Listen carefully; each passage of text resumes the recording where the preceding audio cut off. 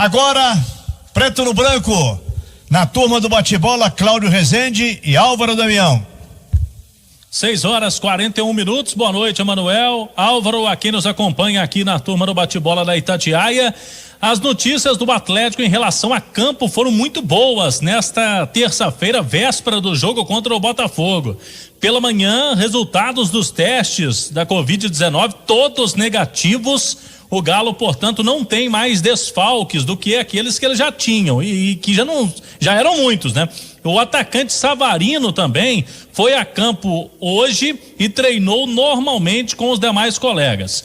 Se ele não queixar dores até amanhã, ele fica liberado totalmente para o Sampaoli e para o Leandro Zago definir a escalação dele na equipe titular, já que o Savarino é um dos principais atletas do ataque aí atleticano. O que acontece diante disso? O Sampaoli com o Leandro Zago, eles estão pensando na melhor escalação do Atlético. Além da lateral direita e também de volante, que já eram problemas, a lateral esquerda também virou dor de cabeça.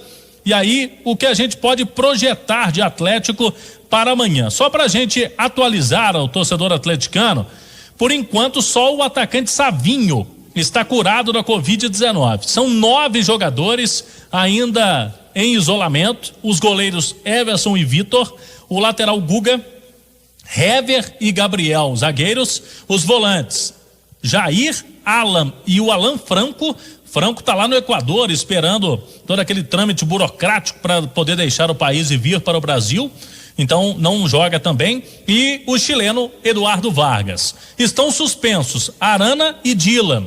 E no departamento médico, lateral Mariano e o Diego Tardelli. Tardelli que vem colocando fotos, hoje inclusive o Atlético no seu perfil oficial também colocou algumas fotos do Tardelli já fazendo corridas no gramado. Há uma expectativa boa para que o Diego Tardelli volte a treinar com os colegas no mês que vem, em dezembro, tá chegando aí.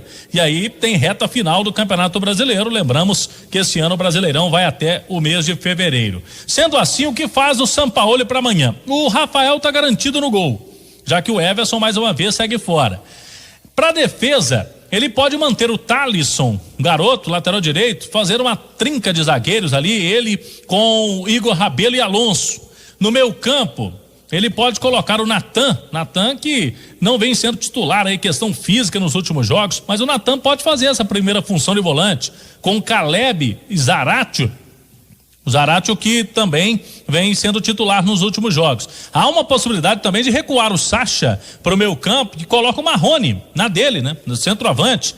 Vem entrando bem o Marrone, com o Savarino e Keno pelas pontas do Atlético pelos lados do campo. Seriam um esboço do Galo amanhã contra o Botafogo. E o adversário, como vem o Botafogo vivendo crise, como já destacou Emanuel Carneiro, mas esse Botafogo sempre é pedra no sapato do Galo, né, Damião? No jogo de ida, venceu o Atlético lá no Engenhão. Boa noite. Boa noite, Cláudio, boa noite, Emanuel e ouvintes da turma do bate-bola. Mas a crise no Botafogo não para, isso porque o time não consegue uma vitória.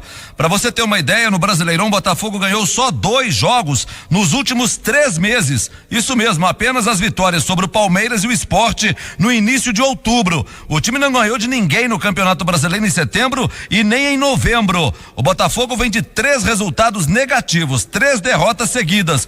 1-0 para o Bahia, em Salvador, e 2 em casa. 2-1 para o Bragantino e domingo passado, novo 2-1 para o Fortaleza no Engenhão. Desfalques importantes tem o time do Botafogo para o jogo contra o Atlético. Zé Wellison, por causa de uma cláusula contratual. O Lécaro, lesão no ligamento do tornozelo direito. Cícero, opção da comissão técnica. O Gatito Fernandes, o Saulo, o Kelvin e o Ivan Angulo estão no departamento médico. Por outro lado, o jovem atacante Matheus Nascimento, de apenas 16 anos, foi relacionado. A delegação chega por volta de 8 horas da noite a Belo Horizonte e vai direto para o Hotel Mercury, no bairro de Lourdes, onde ficará concentrada. O Botafogo é o 19º colocado, penúltimo, com 20 pontos em 21 jogos. São 3 vitórias até agora, 11 empates e 7 derrotas. O provável time do técnico Emiliano Dias é o Diego Cavalieri no gol, Kevin, Marcelo Benevenuto, Canu e Vitor Luiz, o Rafael Foster ou Carlos Renteria, aí uma dúvida, Caio Alexandre, Honda e Bruno Nazário, com Eber Bessa e Matheus Babi. Vamos ver qual será a confirmação do Botafogo assim que a delegação chegar em Belo Horizonte. Chega por volta de 8 horas da noite e vai pro Mercury, no bairro de Lourdes, Cláudio. Muito bem, sinal eletrônico marcou aí 6 horas 45 minutos, Damião.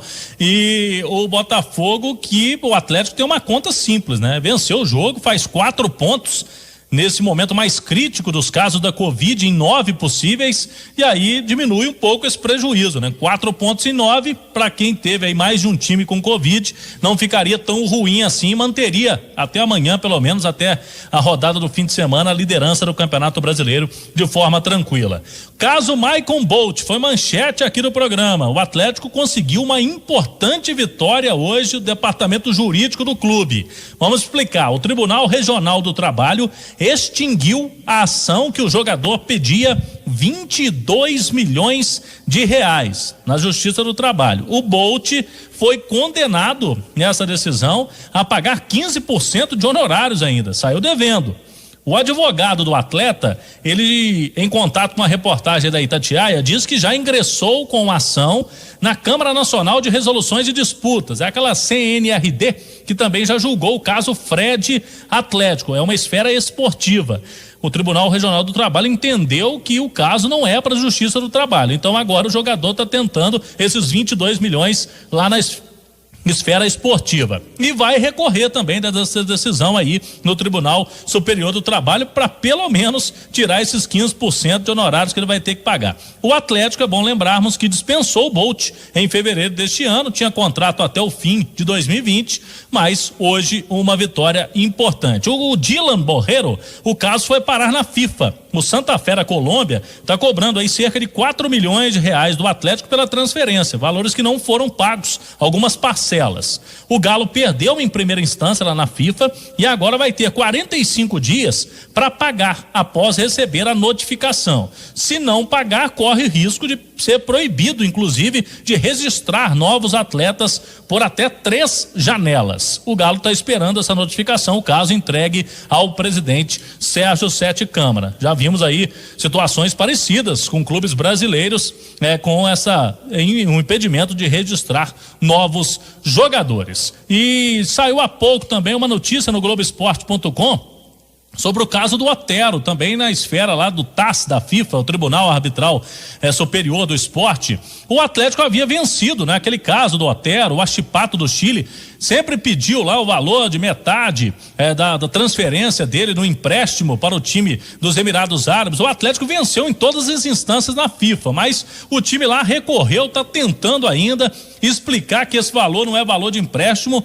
Sinceramente, difícil, né? Uma reviravolta nesse caso, mas tá aí a notícia, o Huachipato do Chile ainda tá tentando receber daquele valor de empréstimo do Otero, que nem no Galo tá mais, né? Rescindiu o contrato, foi para o Corinthians até o fim deste ano. Portanto, as ações também do Atlético na Justiça do Trabalho, esse caso o Bolt foi manchete hoje na turma do bate-bola, Emanuel. Menos mal, né? Que o Galo para amanhã não teve mais casos de Covid, time ainda todo remendado, mas pela situação do Botafogo, jogo em casa no Mineirão é para vencer amanhã às 9:30, Manuel.